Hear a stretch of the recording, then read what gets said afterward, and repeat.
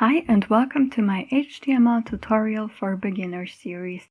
If you are new here and want to learn HTML, check out the playlist from the beginning, linked in the description. In today's lesson, I will show you the section and the article tag. Let's begin with the section tag.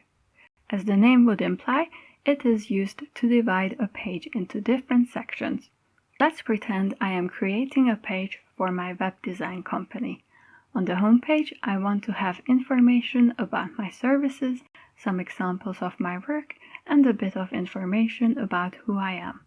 So I put each of these into a section tag. Let me just copy-paste the code in so you can see and don't have to wait around while I type it out. As you can see, there are different sections, one for services, one for the portfolio, and one for About Me. Notice that each of them also has an H2, which gives the section its title. Very often you will see a heading nested inside. There are exceptions, however, and it is not mandatory to add one. So basically, sections split up your page into smaller parts.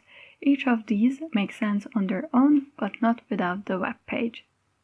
They should only be used if there is no other HTML element that would give the content a more specific meaning. For example, content, which operates as a header, should get a header tag and not a section tag. An article tag also contains independent content, but this content should also make sense without the context of the website it is located on. So if someone would remove the article from the page and publish it in a magazine, readers should have no problem understanding it.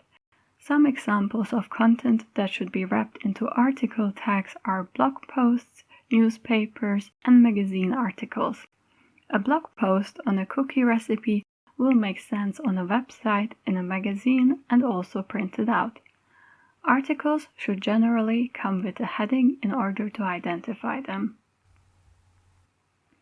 Here I have created an example. It is a blog post about Internet Explorer getting cancelled. There you see the opening and closing article tags. It starts with an H1 and has a few paragraphs of text inside it. Neither the section or the article gets formatted in a special way in the browser. Here you can see the section looks completely normal. You could not tell that it is wrapped into section tags without inspecting the page or looking at the source code. The same goes for the article. So this is it for this video. If you have any questions, leave a comment. If you are interested in learning web development, consider subscribing for more tutorials. I have also linked the HTML tutorial playlist in the description. In the next video, I will talk about the div element. See you later. Bye!